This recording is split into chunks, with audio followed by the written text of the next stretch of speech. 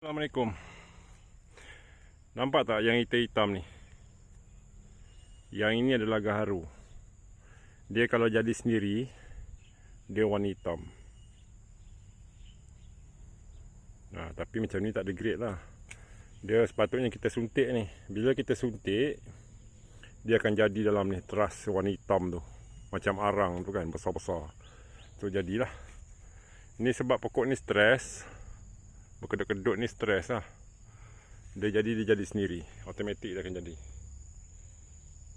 Pokok gaharu.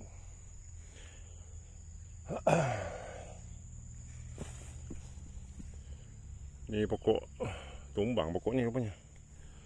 Kawasan ni saya baru masuk balik. Dah lama dah. Pokok gaharu saya kawasan ni. So ni dia. Akan datang lah. Siapa pakar suntik-suntik boleh PM saya. Assalamualaikum. Bye-bye.